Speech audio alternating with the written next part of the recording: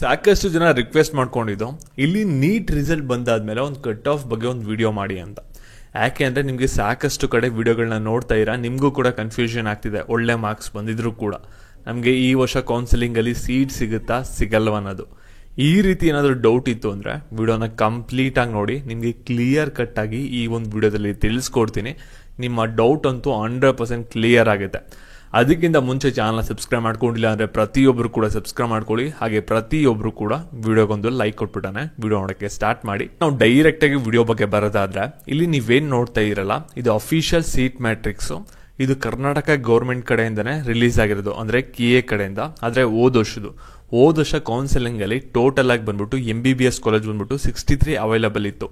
ಅದರಲ್ಲಿ ನಮಗೆ total government seat ಬಂದ್ಬಿಟ್ಟು 4982 ಇದೆ.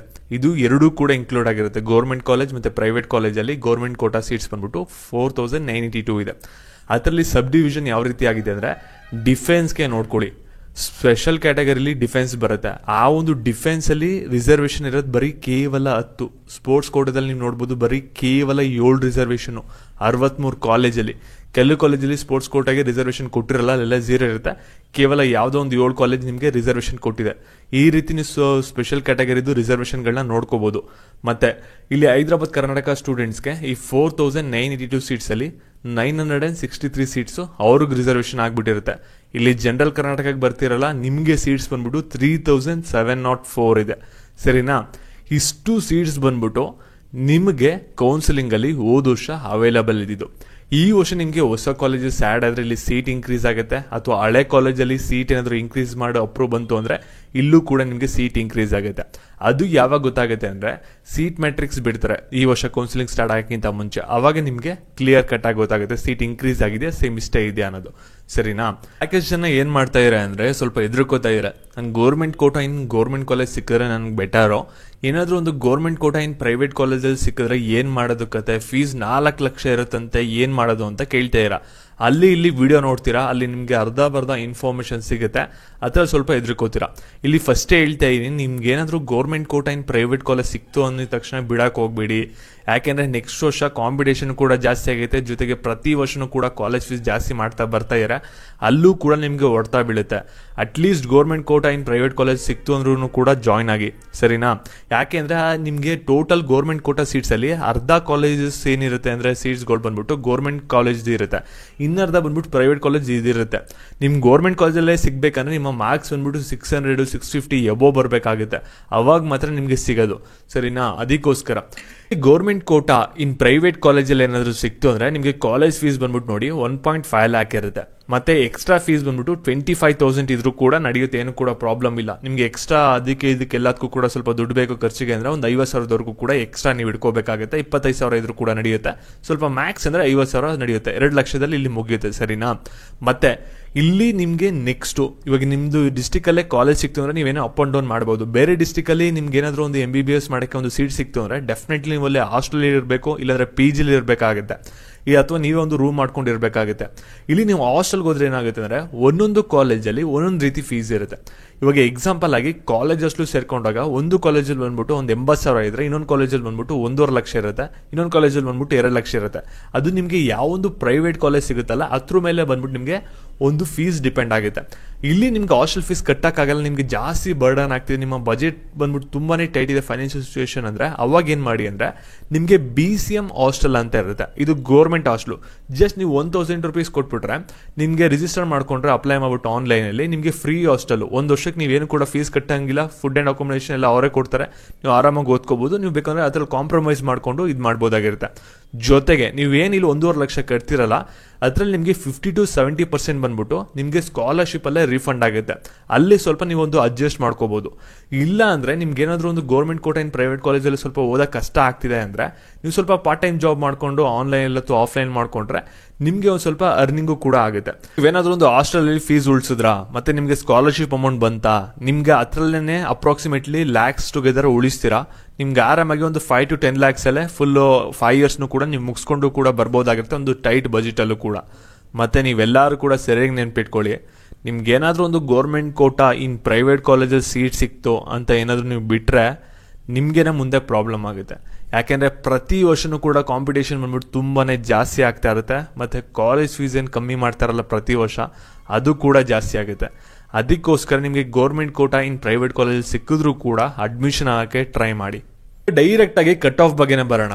ಇಲ್ಲಿ ನೀವೇನು ನೋಡ್ತಾ ಇರಲ್ಲ ಡಾಟಾ, ಇದು ಅಫಿಷಿಯಲ್ ಆಗಿ NTA ಅವರೇ ರಿಲೀಸ್ ಮಾಡಿರೋದು. ಇಲ್ಲಿ ಹೋದ ವರ್ಷ ಎಷ್ಟು ಜನ ನೀಟ್ ಎಕ್ಸಾಮ್ನ ಬರ್ದಿದ್ದಾರೆ ಅಂದರೆ 20 lakh ಸಮಥಿಂಗ್ ಬರ್ದಿದ್ದಾರೆ. ಈ ವರ್ಷ 24 lakh ಬರ್ದಿದ್ದಾರೆ. ಅದ್ರ ಪ್ರೀವಿಯಸ್ ಇಯರ್ ನೋಡಿದ್ರೆ 18 lakh ಇತ್ತು, ಅದ್ರ ಪ್ರೀವಿಯಸ್ ಇಯರ್ ನೋಡಿದ್ರೆ 16 lakh ಇತ್ತು, ಅದ್ರ ಪ್ರೀವಿಯಸ್ ಇಯರ್ ನೋಡಿದ್ರೆ 15 lakh ಇತ್ತು. ಅಂದರೆ ಪ್ರತಿ ವರ್ಷಕ್ಕೂ ಕೂಡ ನೀಟ್ ಎಕ್ಸಾಮ್ ಬರೆಯೋರ ಸಂಖ್ಯೆ ಇಲ್ಲಿ ಜಾಸ್ತಿ ಆಗ್ತಿದೆ. ಸರಿನಾ? ಇದನ್ನ ನಾವು ಮೈನಸ್ ಮಾಡಿದ್ರೆ ಡಾಟಾ 2020-23 2020-24 ನಾವು ಮೈನಸ್ ಮಾಡಿದ್ರೆ ಆಲ್ ಓವರ್ ಇಂಡಿಯಾ ಎಷ್ಟು ಜನ ಸ್ಟೂಡೆಂಟ್ಸ್ ಇನ್ಕ್ರೀಸ್ ಆಗಿದ್ದಾರೆ ಅಂದರೆ 3,18,000 ಸಮಥಿಂಗ್ ಇನ್ಕ್ರೀಸ್ ಆಗಿದ್ದಾರೆ. ಇದು ಆಲ್ ಓವರ್ ಇಂಡಿಯಾ. ಇದಕ್ಕೆ ನೀವೇನು ಅಷ್ಟೊಂದು ಭಯಪಡೋ ಅಗತ್ಯ ಇಲ್ಲ. ಯಾಕೆನ್ನೋದನ್ನ ಇವಾಗ ತಿಳಿಸ್ಕೊಡ್ತೀನಿ ನೋಡಿ. ಆಲ್ ಇಂಡಿಯಾ ಬಿಟ್ಟಾಕಿ ಇವಾಗ ಕರ್ನಾಟಕ ಸ್ಟೂಡೆಂಟ್ಸ್ ಡಾಟಾ ಯಾವ ರೀತಿ ಇದೆ ಅಂದರೆ ನೋಡಿ, ಈ ಒಂದು ಕಾಲಮ್ ಏನು ಮಾಡುತ್ತೆ ಅಂದರೆ ರಿಜಿಸ್ಟರ್ ಸ್ಟೂಡೆಂಟ್ಸ್ ಎಷ್ಟು ಜನ ಇದ್ದಾರೆ, ಅಪಿಯರ್ಡ್ ಎಷ್ಟು ಜನ ಆದರೂ, ಕ್ವಾಲಿಫೈಡ್ ಎಷ್ಟು ಜನ ಆದರೂ ಅನ್ನೋದು ತೋರಿಸುತ್ತೆ. ನಮಗೆ ಯಾವುದೂ ಕೂಡ ಬೇಡ. ಇವಾಗ ನಾವು ಡೈರೆಕ್ಟಾಗಿ ಕ್ವಾಲಿಫೈಡ್ ಬಗ್ಗೆನೇ ನೋಡೋಣ. ಇಲ್ಲಿ ಹೋದ ವರ್ಷ ನೀಟ್ UG 2020-23 ಎಷ್ಟು ಜನ ಬರ್ದಿದ್ದಾರೆ? 1,34,000 ಸಮಥಿಂಗ್ ಬರ್ದಿದ್ರು. ಅದರ ಕ್ವಾಲಿಫೈ ಆಗಿದ್ದು ಬಂದ್ಬಿಟ್ಟು 75,000. ಸರಿನಾ? ಇಲ್ಲಿ ಕೆಳಗಡೆ ನೀವು ಲಾಸ್ಟಲ್ಲಿ ನೋಡ್ಬೋದು. ಜೊತೆಗೆ ನೀಟ್ UG 2020-24 ಈ ವರ್ಷ 1,55,000 ಅಷ್ಟು ನೀಟ್ ಸ್ಟೂಡೆಂಟ್ಸ್ ಇವಾಗ ಎಕ್ಸಾಮ್ಗೆ ಅಪ್ಲೈ ಮಾಡಿದರೆ, ಆದರೆ ಕ್ವಾಲಿಫೈ ಆಗಿದ್ದು ಬಂದ್ಬಿಟ್ಟು 89,000. ಇಲ್ಲಿ ನೀವು ಡಿಫ್ರೆನ್ಸ್ ನೋಡ್ಬೋದು. ಆಲ್ ಓವರ್ ಇಂಡಿಯಾ ಎಷ್ಟು ಜನ ಇತ್ತು, ಆದರೆ ಕರ್ನಾಟಕದ ಸ್ಟೂಡೆಂಟ್ಸ್ ಎಷ್ಟು ಜನ ಇದ್ದಾರೆ ಅನ್ನೋದನ್ನ. ಇಲ್ಲಿ ನೆಕ್ಸ್ಟ್ ಡಾಟಾನ ನೋಡಿ. ಇಲ್ಲಿ 2020-23 ಕ್ವಾಲಿಫೈ ಆಗಿದ್ದು ಬಂದ್ಬಿಟ್ಟು 75,000 ಸಮಥಿಂಗು, 2020-24 ಕ್ವಾಲಿಫೈ ಆಗಿರೋದು 89,000 ಸಮಥಿಂಗು. ಕರ್ನಾಟಕದಲ್ಲಿ 13,840 ಸ್ಟೂಡೆಂಟ್ಸ್ ಕರ್ನಾಟಕದಲ್ಲಿ ಈ ವರ್ಷ ಕೌನ್ಸಿಲಿಂಗ್ ಅಲ್ಲಿ ಇನ್ಕ್ರೀಸ್ ಆಗಿದ್ದಾರೆ. ಸರಿನಾ? ಆಲ್ ಓವರ್ ಇಂಡಿಯಾ ತಗೊಂಡಾಗ ನಮಗೆ 3 lakh ಸಮಥಿಂಗ್ ಬರ್ತಿತ್ತು. ಅದಕ್ಕೋಸ್ಕರ ನಿಮ್ಗೆ ಏನಾಗಿದೆ ಅಂದರೆ ಆಲ್ ಇಂಡಿಯಾ ರ್ಯಾಂಕಿಂಗ್ ಬಂದ್ಬಿಟ್ಟು ತುಂಬಾ ನಿಮಗೆ ಲಾರ್ಜ್ ಆಗಿ ವೇರಿ ಆಗ್ತಿದೆ. ಯಾಕೆಂದರೆ ಹೋದ ವರ್ಷಕ್ಕೂ ಈ ವರ್ಷಕ್ಕೂ ಕಂಪೇರ್ ಮಾಡಿ ನೋಡಿದಾಗ ಆಲ್ ಇಂಡಿಯಾ ಲೆವೆಲಲ್ಲಿ ನಮಗೆ 3 lakh ಪ್ಲಸ್ ಸ್ಟೂಡೆಂಟ್ಸ್ ಎಕ್ಸ್ಟ್ರಾ ಒಂದು ನೀಟ್ ಎಕ್ಸಾಮ್ನ ಬರ್ದಿದ್ದಾರೆ. ಸರಿನಾ? ಅದರಿಂದ ನಿಮಗೆ ಅಲ್ಲಿ ರ್ಯಾಂಕಿಂಗಲ್ಲಿ ತುಂಬಾ ವೇರಿ ಬರ್ತಿದೆ. ಅದರಿಂದ ನಿಮಗೂ ಕೂಡ ಕನ್ಫ್ಯೂಷನ್ ಆಗಿದೆ, ನಿಮಗೆ ಸೀಟ್ ಸಿಗುತ್ತಾ ಸಿಗಲ್ವಾ ಅನ್ನೋದೆಲ್ಲ ಕೂಡ. ಇವಾಗ ನಮಗೆ ಕಟ್ ಆಫ್ ಬಗ್ಗೆ ಬರೋಣ. ಇಲ್ಲಿ ನೀವು ಸಾಕಷ್ಟು ಕಡೆ ನೋಡಿರ್ತೀರಾ 580, 550, 560 ತೆಗೆದಿರಬೇಕು, ಇಲ್ಲ ನಿಮಗೆ ಸೀಟೇ ಸಿಗಲ್ಲ ಅಂತ ಸಾಕಷ್ಟು ಜನ ನಿಮ್ಗೆ ಎದುರಿಸ್ತಾ ಇರ್ತಾರೆ. ಆ್ಯಕ್ಚುಲಿ ಕಟ್ ಆಫ್ ಮೈ ಪ್ರಿಡಕ್ಷನ್ ಅಂತ ಮಾಡ್ತಾರಲ್ಲ, ಅದು ಯಾವುದು ಕೂಡ ನಂಬಕ್ಕೆ ಹೋಗ್ಬಿಡಿ ಅಂತಲೇ ಹೇಳ್ತೀನಿ. ಯಾಕೆಂದರೆ ಅವ್ರ ಪ್ರೊಡಕ್ಷನ್ ಆಗಿರುತ್ತೆ. ಆ್ಯಕ್ಚುಲಿ ನಿಮಗೆ ಕಟ್ ಆಫ್ ಏನಾಗುತ್ತೆ ಅಂದರೆ, ಈ ವರ್ಷ ನಿಮಗೆ ಫಸ್ಟ್ ರೌಂಡ್ ಆಪ್ಷನ್ ನಡೆಯೋಕ್ಕಿಂತ ಮುಂಚೆ ನಿಮ್ಗೆ ಏನಾಗುತ್ತೆ ಅಂದರೆ ಒಂದು ಮಾಕ್ ರೌಂಡ್ ಅಂತ ನಡೆಸ್ತಾರೆ. ಮಾಕ್ ರೌಂಡ್ ಅಂದರೆ ಒಂದು ಟ್ರಯಲ್ ರೌಂಡು. ಅಲ್ಲಿ ನೀವು ಒಂದು ಆಪ್ಷನ್ ಎಂಟ್ರಿ ಮಾಡಿದ ತಕ್ಷಣ ನಿಮಗೆ ಒಂದು ಮಾಕ್ ರೌಂಡ್ ಕಟ್ ಆಫ್ ಅಂತ ಬಿಡ್ತಾರೆ. ಅಲ್ಲೇನು ಬರುತ್ತಲ್ಲ ಅದೇ ನಿಮಗೆ ಈ ವರ್ಷದ ಕಟ್ ಆಫು. ಇಲ್ಲಿ ನೀವೇನು ಯೂಟ್ಯೂಬಲ್ಲಿ ನೋಡ್ತೀರಾ, ಬೇರೆ ಕಡೆ ವೆಬ್ಸೈಟಲ್ಲಿ ನೋಡ್ತೀರಾ, ಅದೆಲ್ಲ ಕೂಡ ಅಪ್ರಾಕ್ಸಿಮೇಟ್ ಕಟ್ ಆಫ್ ಆಗಿರುತ್ತೆ. ಯಾವುದೇ ಥರದ ನಿಮಗೆ ರಿಯಲ್ ಡಾಟಾ ಇರಲ್ಲ. ನೀವು ಬೇಕಂದ್ರೆ ಪ್ರೀವಿಯಸ್ ಇಯರ್ ಕಟ್ ಆಫ್ ಇರುತ್ತಲ್ಲ ಅದನ್ನ ವೆರಿಫೈ ಮಾಡ್ಕೊಳ್ಳಿ. ಆದರೆ ಈ ವರ್ಷದ ಕಟ್ ಆಫ್ ಅಂತ ಯಾರಾದರೂ ವಿಡಿಯೋ ಮಾಡಿದ್ರೆ ಅದನ್ನ ಫಾಲೋ ಅಪ್ ಮಾಡಕ್ಕೆ ಹೋಗ್ಬಿಡಿ, ಅದು ಅಕ್ಯುರೇಟ್ ಆಗಿರಲ್ಲ. ಅವ್ರು ಯಾವ ರೀತಿ ಅನಲೈಸ್ ಮಾಡಿರ್ತಾರೆ ಅನ್ನೋದು ಅವ್ರಿಗೆ ಬಿಟ್ಟಿರುತ್ತೆ. ಅದು ನಿಮಗೆ ಎಫೆಕ್ಟ್ ಆಗುತ್ತೆ, ನೀವು ಕೌನ್ಸಿಲಿಂಗ್ ಅಟೆಂಡ್ ಮಾಡಬೇಕಾ ಮಾಡಬಾರ್ದಾ ಅನ್ನೋದಕ್ಕೆ. ಯಾಕೆಂದರೆ ಎಷ್ಟೊಂದು ಜನ ಕಟ್ ಆಫ್ ಇಷ್ಟಿದೆಯಲ್ಲ ನನಗೆ ಸೀಟ್ ಸಿಗಲ್ಲ ಅಂದ್ಬಿಟ್ಟು ಎಷ್ಟೊಂದು ಜನ ಲಾಂಗ್ ಟರ್ಮ್ಗೆ ಹೋಗ್ಬೇಕು ಅಂತ ಆಗಲೇ ಪ್ಲ್ಯಾನ್ ಹಾಕೋಬಿಟ್ಟಿದ್ದಾರೆ. ಇಲ್ಲಿ ಲಾಂಗ್ ಟರ್ಮ್ಗೆ ಹೋಗ್ಬೇಕಾ?